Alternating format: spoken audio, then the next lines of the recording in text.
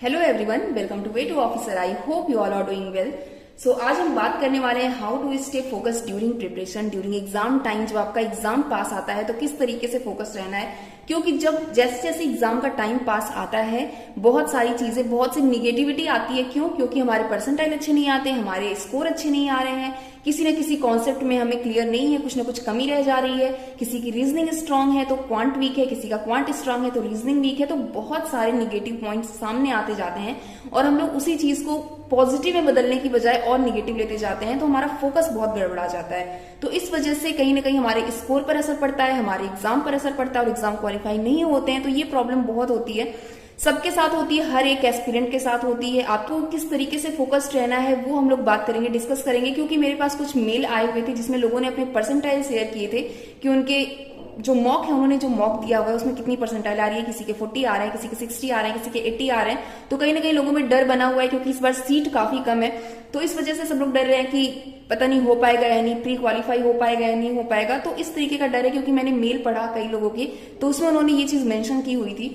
तो आइए आज उसी पर डिस्कस करने वाले हैं, क्योंकि आपकी भी प्रॉब्लम हो सकती है, सबकी प्रॉब्लम हो सकती है। तो कहीं ना कहीं कुछ डिस्कस करेंगे तो थोड़ी बहुत चीजें क्लियर हो सकती हैं। सबसे पहली चीज की जो लास्ट के टाइम बचे हैं, इन लास्ट के टाइम में हमें क्या करना है, किन चीजों पर ज्यादा फोकस रहना है, किन चीजों पर ज्यादा ध्यान देना है।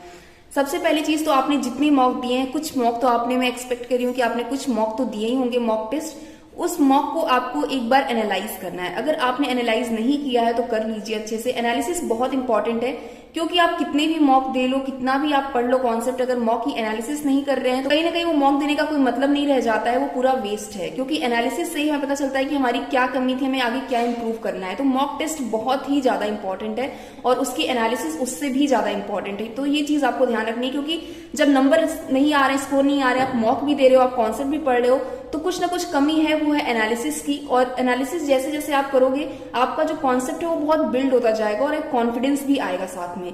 और कॉन्फिडेंस बनाए रखना एग्जाम टाइम में बहुत ज्यादा इंपॉर्टेंट है। आपको भी पता है, अगर कॉन्फिडेंस है तो आप बहुत बड़ी से बड़ी चीज भी आसानी से कर सकते हो। तो ये चीज बहुत इंपॉर्टेंट है।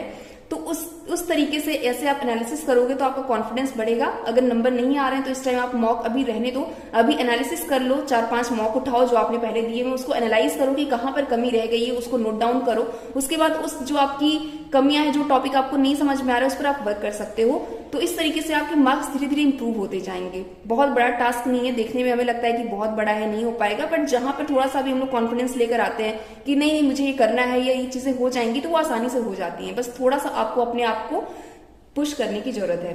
चीज है कि हम लोग फोकस नहीं रह पाते, हमें डिस्ट्रैक्शन होता है कि यार ये एग्जाम आ रहा है, वो एग्जाम आ रहा है, किस तरीके से फोकस्ड रहें, किस एग्जाम की प्रिपरेशन करें, या फिर किस पर ज्यादा ध्यान दें, आरआरबी पीओ पर, आरआरबी क्लर्क पर, आईपीएस क्लर्क पर, या फिर किसी और एग्जाम पर ध्यान दें। तो ये चीजें अपने मन में नहीं लानी है। अगर आपने अभी तक प्रिपरेशन की है किसी एक पर्टिकुलर एग्जाम के लिए, तो उस पर फोकस्ड रहना है। आपको एक पॉजिटिव माइंडसेट रखना है। पॉजिटिव माइंडसेट रखना बहुत जरूरी है, क्योंकि बहुत सारे डिस्ट्रैक्शन आते हैं, हमें पता नहीं चलता। जब हम एग्जाम की प्रिपरेशन कर रहे होते हैं तो बहुत सारे आपके पास डिस्ट्रैक्शन आएंगे। कभी आपका पढ़ने का मन नहीं लगेगा, कभी आपको लगेगा कि यार नंबर अच्छे नहीं आ रहे, मॉक रहने दो, नहीं देना है मॉक, या कॉन्सेप्ट नहीं समझ में आ रहे, छोड़ो जाए दो। तो गिव अप करने की जो आदत है वो गिव अप नहीं करना है, एक लास्ट मोमेंट तक उस मोटिवेशन को बनाए रखना है, गिव अप नहीं करना है। तो वो चीजें बहुत इंपॉर्टेंट है। अपने माइंड को फोकस रखना है। फोकस कैसे रह सकते हैं, थोड़ा सा एग्जाम टाइम में देखिए, अपने सबसे पहले तो आपको अपने हेल्थ पर भी ध्यान देना बहुत जरूरी है। अगर आपका हेल्थ सही रहेगा तो आप अच्छे से अपने जो आपका टू डू है उसको अच्छे से फॉलो कर पाओगे। दूसरी चीज है, आपका माइंड अगर सही है, अगर आपकी मेंटल स्टेबिलिटी काफी अच्छी है, तो आप ज्यादा अच्छे से एग्जाम को टैकल कर सकते हो, जो एग्जाम का प्रेशर होता है उसे हैंडल कर सकते हो। तो मेंटल स्टेबिलिटी को बनाए रखना बहुत इंपॉर्टेंट है। मेंटल स्टेबिलिटी के लिए मैं आपको कुछ चीजें सजेस्ट करना चाहती हूँ, जो कि मुझे लगता है काफी इंपॉर्टेंट है और काफी हेल्प करती हैं मुझे भी, और आपको डेफिनेटली हेल्प करेंगी। क्योंकि एग्जाम के टाइम में फोकस बनाए रखना अपने माइंड पर बहुत इंपॉर्टेंट है। तो थोड़ा बहुत आप स्टार्टिंग में मॉर्निंग में मेडिटेशन भी कर सकते हो, थोड़ा एक्सरसाइज कर सकते हो, जिससे आप बिल्कुल स्टेबल रहोगे और दिन भर बहुत एक्टिव रहोगे। आपको बिल्कुल भी ये निगेटिव वाइब्स जो होती हैं वो बिल्कुल दूर रहेंगी। तो आपको पॉजिटिविटी बनाए रखना माइंड में बहुत जरूरी है। इसके लिए आप यूज कर सकते हो कुकू एफएम, जो कि इंडिया का लीडिंग ब्रांड है, एंड ये एक इंडियन ब्रांड है जो कि काफी अच्छा है। यहाँ पर आपको बहुत सारी ऑडियो बुक्स अवेलेबल हो जाती हैं, 4000 प्लस ऑडियो बुक्स अवेलेबल हो जाएंगी। आप हिंदी में सुनो, रीजनल लैंग्वेज में सुनना चाहो, जिस लैंग्वेज में, आपको सब कुछ यहाँ पर अवेलेबल हो जाता है। अपने इंटरेस्ट के हिसाब से आपको बहुत सारी बुक यहाँ पर मिल जाएंगी। दूसरी चीज मैं बात कर रही हूँ फोकस की, किस तरीके से फोकस रहना है, तो मैं आपको एक बुक सजेस्ट करूंगी जो कि ऑडियो बुक है कुकू एफएम पर ही। ये है focus and relax sound meditation. काफी अच्छा है, मैंने खुद इसे यूज किया है और मैं करती भी हूँ फ्रिक्वेंटली इसे यूज, तो आप भी इसे यूज करो, काफी हेल्प मिलेगी। जब भी आप पैनिक कर जाते हो, आपको घबराहट होती है या फिर आपको लगता है कि आप बहुत निगेटिव वाइब्स आती है, तो इसको सुनो, बहुत काम हो जाओगे, माइंड स्टेबल रहेगा, अच्छे से फोकस कर पाओगे। इसका लिंक मैं आपको डिस्क्रिप्शन बॉक्स में दे रही हूँ। और जो मेरे फर्स्ट 250 यूजर्स होंगे जो इस बुक को यूज करेंगे या फिर इसको परचेस करेंगे, उनके लिए है कि आप 50% का फ्लैट आपको डिस्काउंट मिल रहा है। अगर आप मेरा कूपन कोड वे50 यूज करोगे तो बस आपको कूपन कोड यूज करना है और बहुत ही कम प्राइस में पूरे साल भर के लिए आपको ऑडियो बुक्स अवेलेबल हो जाएंगी। एंड इसको यूज करते रहिए आप, काफी अच्छा है। थोड़ा बहुत समय अपने लिए निकालना है, आपको अपने माइंड के लिए निकालना है, क्योंकि अगर आप दिन भर पढ़ाई कर रहे हो तो थोड़ा बहुत चीजें आपको अपने माइंड में पॉजिटिविटी डालने की जरूरत भी पड़ती है। तो कुकू एफएम का यूज कर सकते हो आप, मैं इसका लिंक डिस्क्रिप्शन में दे दूंगी, आप वहां से चेक कर लेना।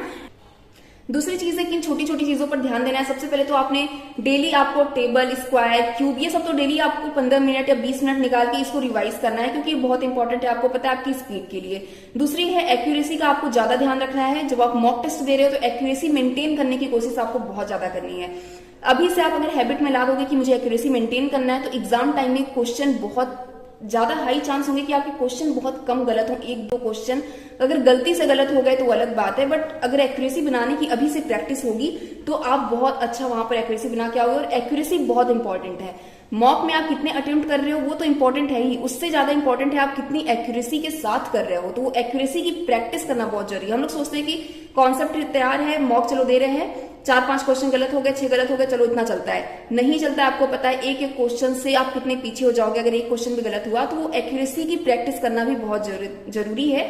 तो आपको स्पीड, अपना स्पीड के लिए आपको पता है क्या करना है, आपको स्टेबल, स्क्वायर, क्यूब, क्वांट में और रीजनिंग में ये जो सारी चीजें होती हैं आपको डेली रिवाइज करना है। दूसरा, आपको मॉक जब दे रहे हो तो उसकी एक्यूरेसी की प्रैक्टिस करना बहुत जरूरी। एक एक क्वेश्चन को आपको एकदम करेक्ट आंसर लगाना है, नहीं आ रहा है तो स्किप करके आगे बढ़ो, एक्यूरेसी की प्रैक्टिस करना जरूरी है। तीसरा, आपको क्या करना है, जैसे मैंने आपको बताया कि मॉक की एनालिसिस करना बहुत इंपॉर्टेंट है इस टाइम, तो एनालिसिस करो। और चौथा, आप क्या कर सकते हो, जैसे आपको पता है कि आपके रीजनिंग और क्वांट आने वाले हैं, तो रीजनिंग में सबसे स्कोरिंग आपको पता है कि पजल तो आएगा ही आएगा, और भी सारे टॉपिक आते हैं, बट पजल थोड़ा सा आपके लिए ज्यादा स्कोरिंग होता है और ज्यादा वेटेज रखता है। तो पजल की प्रैक्टिस आप अलग से कर सकते हो, अलग से पजल की क्वेश्चन लगाओ, बहुत सारे जितने क्वेश्चन लगा सकते हो, और उसको प्रैक्टिस करो अच्छे से। हर एक कॉन्सेप्ट को, हर एक जो है आप स्टेप को समझने की कोशिश करो कि अगर इस टाइप का पजल है, अगर लीनियर सिटिंग अरेंजमेंट आई है या ट्रायंगुलर पजल आया है, ट्रायंगुलर बेस्ड पजल आया है, तो किस तरीके से करना है, किस तरीके से क्या क्या स्टेप पहले फॉलो करने हैं, कैसे हमें पॉसिबिलिटीज लेकर चलनी है। दूसरा, क्वांट में आपके लिए सबसे पता है कि सबसे स्कोरिंग आपका जो है वो है डीआई। डीआई को आप बिल्कुल मत छोड़ना। अब ऐसी डीआई नहीं आती है कि देखते ही क्वेश्चन बन जाए, थोड़ा सा आपको टाइम लगता है और दिमाग भी लगाना होता है। तो डीआई की आप चाहो तो अलग से प्रैक्टिस कर लो इस टाइम, मॉक देने के अलावा। जब आप मॉक दे रहे हो, एनालिसिस कर ले रहे हो, उसके बाद डीआई की प्रैक्टिस करना अलग से बहुत इंपॉर्टेंट है। तो ये सारी चीजें अगर आप छोटी मोटी, जैसे डीआई की प्रैक्टिस कर लिया, अलग से आपने इस तरीके की पजल की प्रैक्टिस कर ली, तो इससे आपका कॉन्फिडेंस बढ़ेगा और आपको घबराहट भी नहीं होगी, क्योंकि आपने अगर प्रिपरेशन, आपने उतना टाइम दिया है, एफर्ट लगाया है उस टॉपिक पर, तो कहीं ना कहीं वो क्वेश्चन बनेंगे। और अगर आपसे नहीं बन रहे हैं, अगर आपने प्रैक्टिस की, आपसे नहीं बन रहे हैं, तो किसी से नहीं बन रहे होंगे, क्योंकि उस क्वेश्चन में जरूर कुछ ना कुछ ट्रिकी होगा वो क्वेश्चन।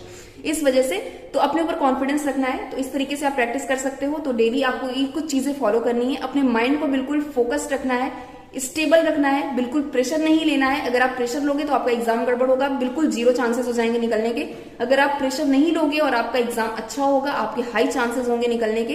तो इस तरीके से आप प्रिपरेशन कर सकते हैं। एंड यस, अपने माइंड को बिल्कुल फोकस रखिए, काम रखिए। लास्ट के टाइम है, यहाँ पर मॉक लगाइए और ज्यादा से ज्यादा एनालिसिस करिए, ये बहुत इंपॉर्टेंट है। आप चाहो तो, अगर आपके नंबर अच्छे नहीं आ रहे इस टाइम पर, तो आप करंट अफेयर अभी के लिए स्किप कर दो अब, क्योंकि अब धीरे धीरे प्री पास आ रहा है, कंपटीशन बहुत टफ है, पूरा का पूरा फोकस प्री पर लगा दो। प्री के लिए अगर आप अच्छे से अभी पढ़ लोगे क्वांट और रीजनिंग, तो ये आपके मेंस में भी बहुत काम आने वाले हैं, आपको पता है। तो अभी चाहो तो करंट अफेयर अब से आप बंद कर सकते हो, या फिर आपने जो पढ़ा है उसको थोड़ा बहुत टाइम दे सकते हो, 1 घंटे आपने जो पढ़ा है उसको रिवाइज कर सकते हो। अभी से कुछ नया पढ़ने की जरूरत नहीं है, ज्यादा से ज्यादा फोकस आपको क्वांट और रीजनिंग पर करनी है। जो टॉपिक आपका वीक है उसको करो, प्लस पजल और डीआई की प्रैक्टिस आप अलग से करो, वो इंपॉर्टेंट है, क्योंकि वो बहुत स्कोरिंग और बहुत वेटेज रखता है। तो ये इस तरीके से रखना है। एंड फोकस रहिए, पॉजिटिव रहिए। मिलते हैं नेक्स्ट वीडियो में एक अच्छी इन्फॉर्मेशन के साथ। तब तक अपना ख्याल रखिए, खुश रहिए, बेस्ट ऑफ लक।